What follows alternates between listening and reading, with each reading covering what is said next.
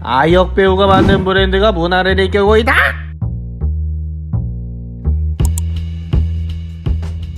영화제를 이끌고 있는 브랜드를 알아보는 404. 현 시대 최고의 브랜드 슈프림입니다.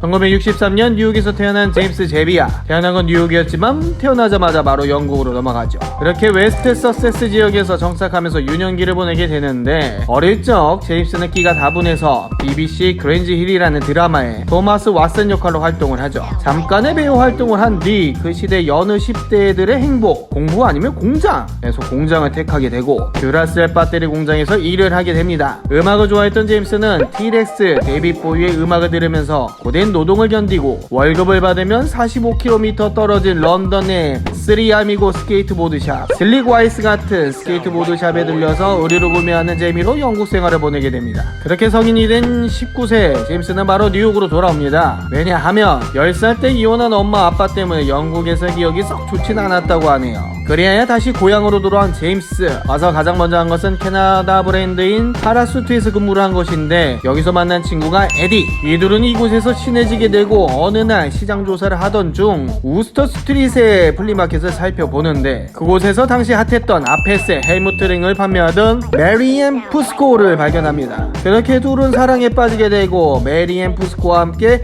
우스터 스트릿에서 플리마켓을 운영하게 되죠. 푸스코의 제품을 셀렉하는 안목이 상당히 훌륭해서 플리마켓은 상당한 인기를 얻게 됩니다. 그와 동시에 제임스도 덩달아 바빠졌고 급기야 에디까지 플리마켓으로 불어들이게 되죠. 그렇게 제임스와 에디 둘은 파라수트를 그만두고 플리마켓에 몰두하게 됩니다. 그리하여 나온 것이 바로 유니온. 참고로 로고는 DC 슈즈 디자인으로 유명한 최성씨가 만들었다죠. 이 유니온은 당시 잘 나가던 제품들을 들여와서 판매를 하였는데, 우리가 아는 바벤지엔이 속한 마이애미의 변태의 옷들도 판매하였죠. 그 뒤로 쇼 스투시에게 연락이 오고 스투시 제품을 판매하는 한편 쇼의 나인을 통해서 일본의 스트릿 의류가 유니온에 들어오게 됩니다. 하지만 유니온은 푸스코가 거의 다 만들어봤다고 해도 무방했고 제임스는 약간 기둥서방의 느낌이었습니다.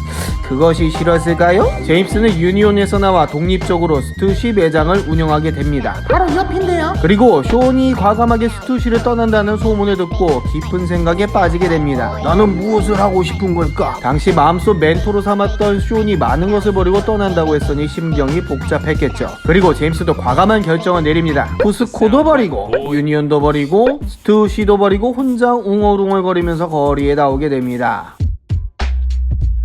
그렇게 하염없이 걷기 시작하던 제임스. 발길이 다 도착한 곳은 골동품 가게, 소방서, 공구상가들이 있었던 라파에트 스트리트. 청소년기 때 즐겨갔던 런던의 골목의 느낌을 받은 그는 이 동네는 진짜 뭐가 없구나 이런 생각을 하게 됐답니다. 특히 당시 즐겨가던 스케이트보드 샵이 없다고 느낀 그는 그때 그 시절 때묻지 않은 덜 상업적인 나만의 스케이트보드 샵을 해보자 라는 생각으로 조그만한 상점 하나를 임대를 하게 됩니다. 그곳에는 스케이트보드들이 편하게 드러날 수 있도록 의류를 구석에 몰아넣고 높은 천장과 스케이트보드 데크로 벽을 만들게 됐는데, 이것이 바로 슈프림! 이 전설적인 라파에트 슈프림 매장이 시작되게 됩니다. 근데 왜 슈프림이 유명해졌냐? 당시 스케이트보드 샵에서는 보여지지 않는 형태를 구축했기 때문인데요. 무하마드 알리의 복싱 비디오, 영화 택시 드라이버 등을 매장에서 틀었고, 이것은 이 힙합이나 스케이트보드 문화에 약간 이질적인 느낌을 준 시도였기 때문에 금세 사람들은 뭔가 다른 것을 느끼게 되었죠. 또한 이 뉴욕의 스케이트보드를 타는 청소년들은 대부분 빅 애플 그리터에서 보드를 탔는데,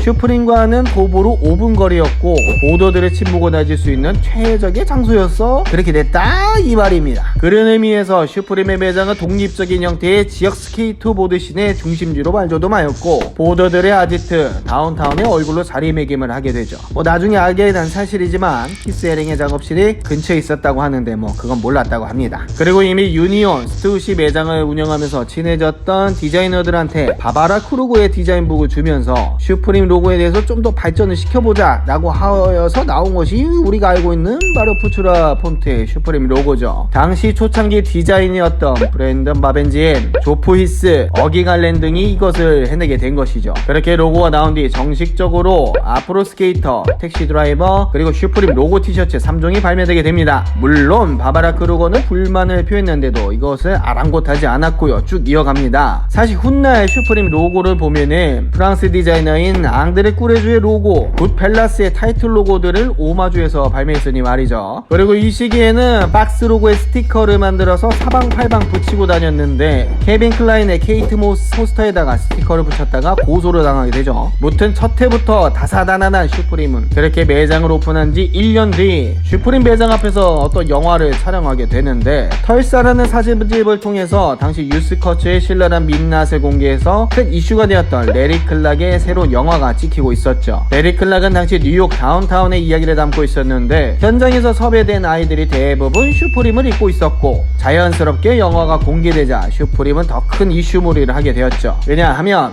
영화 내용이 밝은 청소년 학원물 내용이 아니라 마약, 술, 담배, 에이즈, 그리고 스케이트보드에 관한 잔혹 동화였던 키즈라는 영화였기 때문에 사회적 파장은 말도 못했죠. 그 중심에 대부분의 아이들이 입고 있던 옷이 슈프림이라니, 반항적인 아이들이 입는 브랜드가 되어버리다니, 그렇게 되고 싶지 않아도 알아서 슈프림을 그렇게 만들어주고 있었다 이것입니다. 그렇게 소문을 듣고 러셀 카라블라인, 루크 마이어가 합류하면서 슈프림의 원년 멤버가 만들어집니다.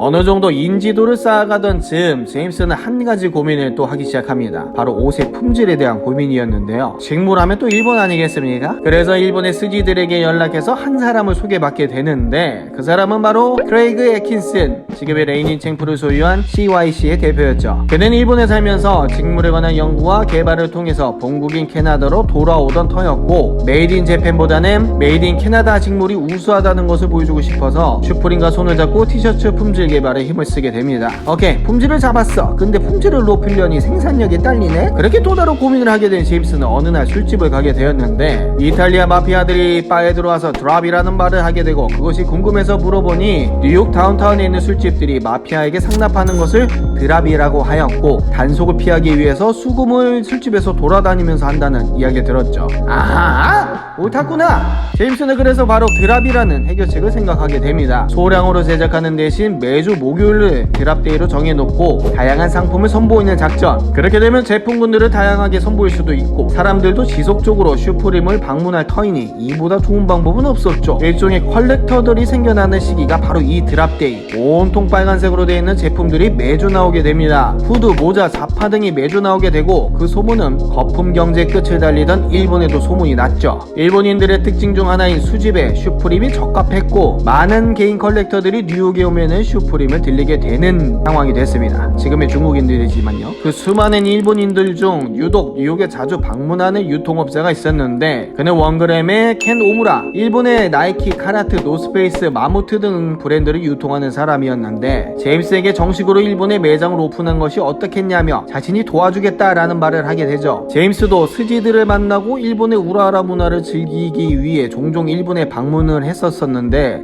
이것이 잘 되었다 생각을 하게 되죠. 히로시 니고간이 유통업자를 통해서 1998년 슈프림 2345점이 일본에 빠르게 오픈을 합니다. 스트릿 문화 1번지 도쿄와 뉴욕에 하이브를 창출해낸 제임스, 본격적으로 글로벌하게 레드 신드롬을 펼치게 되는 초석을 쌓게 되죠. 그리고 서서히 예술에도 손을 뻗쳐 스케이트보드 데크도 아주 멋스럽게 나오는 와중에 2000년에 발매한 루이비통 모노그램을 모티브한 데크와 의류들이 루이비통에게 정식으로 제재를 당하게 되죠. 콧대 높은 명품 브랜드가 한낱 스트릿 브랜드에게 제재를 가한다? 이것 또한 슈프림을 자연스럽게 이슈화 시켜주었죠. 아니, 그런데 이렇게 말도 많고 탈도 많은 슈프림은 사람들이 왜 이렇게 열광하느냐? 제 생각에는 빨간색이 주는 원초적인 느낌을 그냥 가감없이 보여주기 때문이지 않나? 라는 생각을 합니다. 어떠한 단순한 사물에도 박스 로고의 스티커를 붙이면 강력한 느낌을 주니까 말이죠. 이래서 브랜딩이 중요한가 봅니다. 실제로 슈프림에도 드랍을 진행할 때 라이터, 확성기, 카메라, 사다리, 공구함, 벽돌, 쿠키, 도끼, 탁구 세트, 개밥 그릇 등을 통해서 우리는 한정적인 브랜드가 아니다, 슈프림이 이름이 주는 강력함도 너희도 느껴와라 라고 얘기하고 있으니 말이죠. 그렇게 우리는 점차 빨간색에 물이 들어갔나 봅니다.